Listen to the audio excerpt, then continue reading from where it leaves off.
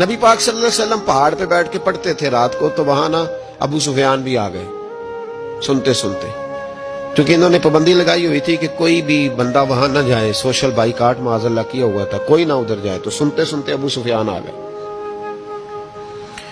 کہتے ہیں حضور قرآن پاک پڑھ رہے تھے تو مجھے لطف بڑا آیا سننے کا، تو وہاں ایک قریب جھاڑی تھی، تو ابو سفیان جھاڑی میں بیٹھ گئے۔ ساری رات نبی پاک نے قرآن پاک پڑھا اور ساری رات انہوں نے سنا۔ ہمیں اتنا ذائقہ بات سن کے بھی تو آنا چاہیے نا۔ کہتے ہیں اب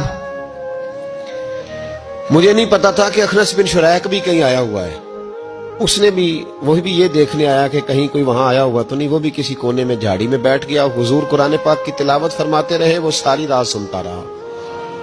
ادھر سے کہیں ابو جال بھی آ گیا، پتھر دل تھا، پر میرے مصطفیٰ قرآن پڑھتے تھے تو کان اس کے بھی کھڑے ہو جایا کرتے، ساری رات تلاوت سنتے رہے، تینوں پکے کافر جھاڑیوں میں بیٹھ کر تلاوت سنتے رہے۔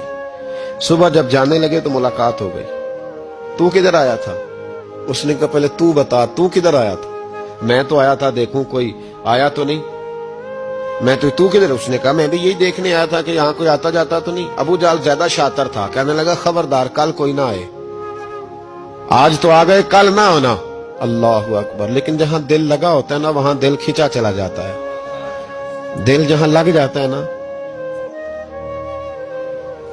وہاں دل کھینچا چلا جاتا ہے۔ یہ دل کا بھی اپنا ایک معاملہ ہے نا۔ اب لگ گیا تھا قرآن پاک کی تلاوت سے۔ کہتے ہیں رات کو اپنی اپنی چارپائی پہ لیٹے، درد اگرچہ جان گزل ہے، میں کیا کروں میرا دل ہے، غم عشق اگر نہ ہوتا تو غم روزگار ہوتا، اور وہ مزہ آتش نے کہا تھا، وہ مزہ دیا ہے تڑپ نے کہ میری آرزو ہے یا رب میرے دونوں پہلوؤں میں دل بے قرار ہوتا۔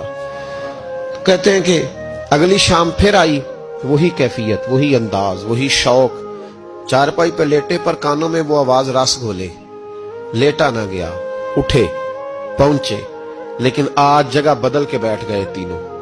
صبح ساری رات سنتے رہے محبوب کی تلاوت، صبح اٹھے تو پھر چوک میں ملاقات ہو گئی، تو کدھر آیا تھا، تو کدھر؟ ابھی بات ہونے۔ ابو جال ذرا زیادہ شاطر تھا، کہنے لگا میں تو تم دونوں کا خیال کرنے آیا تھا، کہیں تم دونوں تو نہیں آئے، یہ دیکھنے کے لیے آیا تھا۔ اللہ اکبر۔ 3 دن مسلسل آتے رہے اور میرے مصطفیٰ کریم کا ساری رات قرآن پاک سنتے رہے۔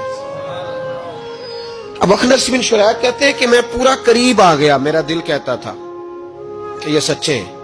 کہتے ہیں میں نے تیسرے دن مشورہ کیا، میں نے کہا یار پتہ تجھے بھی ہے مجھے بھی ہے کہ نہیں آنا، پر ان کی آواز ایسی ہے، وہاں لذت ایسی ہے، نہیں نہ رہا گیا تجھ سے بھی۔ مان کیوں نہیں جاتا کہ ساری باتیں اپنی جگہ پر ان کی بات کانوں سے ہو کے دل میں اترتی چلی جاتی ہے، مانتا کیوں نہیں؟ اخنس بن شریک کہتے میں پورا قریب آ گیا، پر ابو جال نے مجھے پھر گمراہ کیا۔